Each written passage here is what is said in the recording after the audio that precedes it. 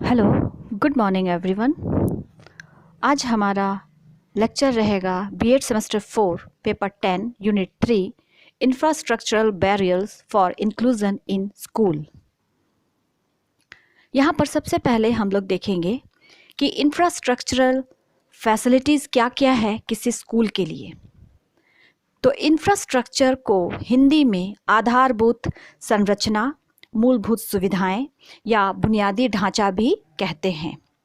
मतलब किसी स्कूल के बनने में, तैयार होने में या उसे चलाने में कौन कौन सी सुविधाएं होनी चाहिए, कौन कौन सी उसका जो कंस्ट्रक्चर पार्ट है वो कैसा होना चाहिए, तब जाकर वो स्कूल बनेगा। ये आज हम लोग सभी बातों को देखेंगे और देखेंगे कि कैसे किसी स्कूल के इंक्लूजन में ये इंफ्रास्ट्रक्चर जो है वो एक बैरियर के रूप में काम कर रहा है। तो सबसे पहले हम लोग देखेंगे इंफ्रास्ट्रक्चरल फैसिलिटीज़ क्या क्या है किसी स्कूल के लिए। तो ये जो है एक स्कूल में पढ़ने के लिए, सीखने के लिए एक कुंजी के रूप में काम करता है। मतलब एज अ की for learning and in school, जिसमें बहुत सारी बातें आती हैं, जैसे क्लासरूम पढ़ने पढ़ाने के लिए, लैबोरेटरीज साइंस प्रैक्टिकल के लिए, ऑडियो विजुअल हॉल्स जिसमें कि कल्चरल एक्टिविटीज़ होते हैं। दूसरी बात है open fields for sports and games, sanitation facilities जिसमें टॉयलेट, वॉशरूम आते हैं, और अदर्स जैसे कि रोड और पब्लिक ट्रांसपोर्टेशन। ये सभी चीज़ें जो है किसी स्कूल के इस्टेब्लिशमेंट में बहुत ही बुनियादी बातों को, बुनियादी सुविधाओं के रूप में इस्तेमाल किए जाते हैं। तो जब हम लोग इस तरह की सुविधाओं को, जब हम लोग इन सुविधाओं की कमी से किसी स्कूल के इंक्लूजन में क्या प्रभाव पड़ता है या कैसे ये सुविधाएं न होने पर स्कूल के इंक्लूजन में इसका असर होता है, वो हम लोग देखेंगे। जैसे सबसे पहले हम लोग देखते हैं क्लासरूम्स। तो जैसे कि पता है कि इंक्लूसिव स्कूल एक ऐसा स्कूल है जिसमें विद डिसेबिलिटी के साथ बच्चे आते हैं। तो यहाँ पर वैसे बच्चों के लिए, चाहे वो क्लास 1 हो, 2 हो, 3 हो, 4 हो, 5 हो या 10 हो, तो वैसे बच्चे जो है जो विद डिसेबिलिटी के साथ आते हैं वो स्टैंडर्ड 1 से लेकर 10 तक पढ़ते हैं, और उनके लिए क्लासरूम ऐसा होना चाहिए जो ग्राउंड में ही क्लासरूम होना चाहिए। लेकिन ऐसी बातें होती है कि उतना बड़ा ग्राउंड, उतना बड़ा एरिया किसी स्कूल को नहीं मिल पाता है। तो इसीलिए ये ऐसे स्कूल में बिल्डिंग जो है first floor, second floor, third floor, ground floor, इस तरह से पार्ट करके बिल्डिंग बनते हैं, जो कि विद डिसेबिलिटी के साथ आए हुए बच्चों के लिए काफ़ी मुश्किल खड़ा कर सकते हैं। तो इस तरह से क्लासरूम जो है वो एक बहुत बड़ी बाधा है। दूसरी बात हम लोग देखते हैं कि लैबोरेटरीज़, यहाँ पर साइंस प्रैक्टिकल के लिए लैबोरेटरीज़ की भी बहुत सारी कमी पाई जाती है। और लैबोरेटरीज़ में भी ऐसा देखा गया कि ऐसे स्कूल्स में फिजिक्स के लिए, साइंस के लिए, केमिस्ट्री के लिए, बायोलॉजी के लिए अलग अलग लैबोरेटरीज़ करना बहुत मुश्किल होती है, क्योंकि वहाँ पर इनके पास जगह की कमी के कारण वो हर सब्जेक्ट के लिए लैबोरेटरीज़ नहीं बना पाते हैं। कभी कभी तो ऐसा होता है कि केमिस्ट्री में ही लैबोरेटरीज़ को भी जोड़ दिया जाता है। तो और ऐसे लैबोरेटरीज़ में जो टेबल होते हैं, जैसे जो विद डिसेबिलिटी के साथ बच्चे होते हैं, तो उनके लिए अलग से व्यवस्था होनी चाहिए कि टेबल का साइज़ जो है थोड़ा नीचे होना चाहिए, क्योंकि जो बच्चे व्हीलचेयर पर बैठे हैं या जो बच्चे थोड़ा नहीं चल पाते हैं, तो उनके लिए वो व्यवस्था होनी चाहिए। लेकिन बहुत सारे स्कूल्स में ये ऐसा व्यवस्था, ऐसी सुविधाएं जो हैं वैसे बच्चों को नहीं मिल पाती है। इस वजह से ये एक बहुत बड़ी कमी के रूप में हम लोग देखते हैं। थर्ड हम लोग देखते हैं ऑडियो विजुअल हॉल।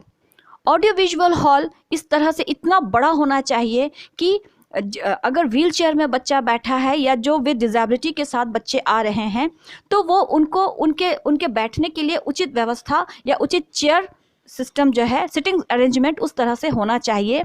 लेकिन ये चूँकि उतना बड़ा हॉल उतना बड़े एरिया को वो कवर नहीं कर पाते, क्योंकि उतना बड़ा ग्राउंड उनको नहीं मिल पाता है। तो इस वजह से बच्चों के बैठने के लिए और स्टेज की में भी व्यवस्था जो है, स्टेज की व्यवस्था जो है वो भी ऐसे बच्चों के लिए बहुत कम नहीं के बराबर होते हैं। जैसे कि जनरल बच्चों के लिए तो ठीक है, लेकिन जो विथ डिसेबिलिटी के साथ बच्चे आते हैं उनको काफ़ी मुश्किल हो जाती है। तो स्कूल के इंक्लूजन में ये जो ये ऑडियो विजुअल हॉल है ये भी एक बैरियर के रूप में काम करता है। चौथी बात है ओपन फील्ड। यहाँ पर ओपन फील्ड की कमी पाई जाती है, क्योंकि ऐसे स्कूल जो है अधिकतर जगह की कमी के वजह से एक तो ये तल्ले वाइज बनते हैं, जैसे कि ground floor, second floor, third floor, और इस वजह से इनको चूँकि जगह कम मिलती है, इसीलिए ऐसे बच्चों के लिए खेलने के लिए या स्पोर्ट्स के लिए फील्ड जो है काफ़ी नहीं हो पाता है। छोटे से फील्ड में ही उनको एडजस्ट करवाया जाता है। तो ये एक बैरियर के रूप में हम लोग इसको देख सकते हैं।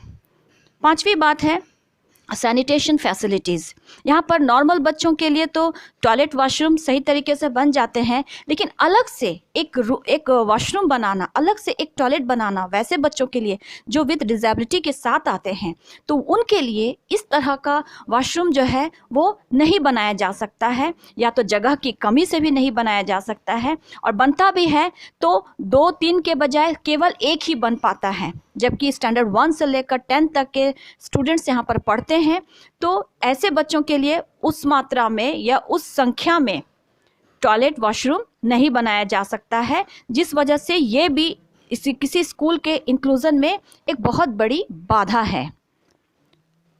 फिर हम लोग देखते हैं lack of wheelchair ramps. Wheelchair ramps एक ऐसा पाथ होता है जिसमें कि व्हील चेयर के थ्रू बच्चों को जो विद डिसेबिलिटी के साथ आते हैं, या फिर जो व्हील चेयर में नहीं भी हैं, तो वो नॉर्मल स्टेयर्स को नहीं चढ़ पाते हैं। तो इस वजह से ऐसे बच्चों के लिए एक ऐसा स्मूथ पाथ होता है जो जिसमें कि सीढ़ियाँ नहीं होती है, वो प्लेन सरफेस होता है, उसमें ऐसे बच्चे चलते हैं, चाहे वो व्हील चेयर में हो या फिर वो अपने पैरों से चलते हो। तो ऐसे बच्चों के लिए ये व्हील चेयर रैंप जो है वो कमी देखी जाती है, और ऐसी कमी इसलिए पाई जाती है क्योंकि जगह की कमी हो जाती है। इस वजह से, क्योंकि इस तरह का पाथ बनाने में, इस तरह के रैंप्स बनाने में काफ़ी स्पेस लगता है, और जगह की कमी की वजह से ये नहीं बन पाता है। इसीलिए ये भी एक बहुत बड़ी समस्या है, या और किसी भी स्कूल के इंक्लूजन में ये बहुत बड़ी बाधा है। लास्ट हम लोग देखते हैं कंजस्टेड एंड बैड रोड। यहाँ पर ऐसे स्कूल जो होते हैं इनको शहर के बीचों बीच में जगह नहीं मिल पाती है, क्योंकि यहाँ पर ऑलरेडी नॉर्मल स्कूल्स या जनरल स्कूल्स खोले जा चुके होते हैं। अतः अब चूँकि सरकार इस ऐसे स्कूल को खोलने के लिए और प्रमोट करने के लिए वो अब आगे आ रही है सरकार की ओर से, तब ऐसे स्कूल को अब जब जगह मिल रहा है तो ये शहर से काफ़ी दूर जगह मिल रहा है, और शहर से काफ़ी दूर होने के कारण वहाँ पर रोड की उचित व्यवस्था अभी तक नहीं बन पाई है, और जिस वजह से वहाँ पर और ऐसे स्कूल जो है वो समुदाय के बीच में या कस्बों के बीच में कहीं पर खोल दिया जाता है। लेकिन वहाँ पर चूँकि ऐसे बच्चों के लिए एक ओपन रोड होना चाहिए, इनके लिए एक पाथ होना चाहिए, फुटपाथ टाइप का एक लंबा चौड़ा एक पाथ होना चाहिए, ताकि ऐसे बच्चे पैदल या खुद से आना जाना कर सके। तो चूँकि वहाँ पे कंजस्टेड होता है, भीड़ भाड़ वाली जगह रहती है, क्राउडेड एरिया रहता है, तो ऐसा पाथ नहीं बनाया जा सकता है। और दूसरी बात है कि ट्रांसपोर्टेशन, वहाँ पर ऐसे स्कूल्स के लिए जो बसें होती है बहुत कम संख्या में होती है, और शहरों के बीच में जब ये जाती है बच्चों को लेने के लिए, तो वो घर घर जाकर डोर टू डोर उनको पिकअप नहीं कर पाती है। लेकिन ऐसे जगह पर जहाँ पर बसें जो है ठहरती है, बस स्टैंड होते हैं, वहाँ तक आने में बच्चों को काफ़ी परेशानियों का सामना करना पड़ता है, या उनके पेरेंट्स को बहुत परेशानी को सामना करना पड़ता है। तो इस तरह से हम लोग देखते हैं कि स्कूल का इंफ्रास्ट्रक्चरल पार्ट जो है वो स्कूल के इंक्लूजन में एक बहुत बड़ी बैरियर के रूप में, बाधा के रूप में सामने आती है, और जिसे बहुत सूझबूझ के साथ उसको शॉर्ट आउट करना पड़ता है। तो आज हम लोग देखते हैं कि इंफ्रास्ट्रक्चर फैसिलिटीज़ के न होने से किसी स्कूल के इंक्लूजन में कितनी मुश्किलें आती हैं और वो कितनी बाधाएं आती हैं, लेकिन फिर भी इन बाधाओं के बावजूद भी आज अगर हम लोग देखें तो भारत में कई जगहों पर इंक्लूसिव स्कूल बड़े अच्छे ढंग से चलाए जा रहे हैं इन बाधाओं के बावजूद भी। तो ये सचमुच में बहुत गर्व की बात है, बहुत अप्रिशिएट करने की बात है। और इस वजह से ऐसे स्कूल आज चल रहे हैं, चलाए जा रहे हैं, और हम लोग उम्मीद करते हैं, आशा करते हैं कि आने वाले समय में ये सारे जो फैसिलिटीज़ हैं ये इंक्लूसिव स्कूल को देने में सरकार भी और जनता की ओर से भी ज़रूर सभी आगे आएंगे। तो आज के लिए हमारा लेक्चर यहीं तक रहेगा। नेक्स्ट बैरियर्स हम लोग नेक्स्ट क्लास में देखेंगे। Thank you.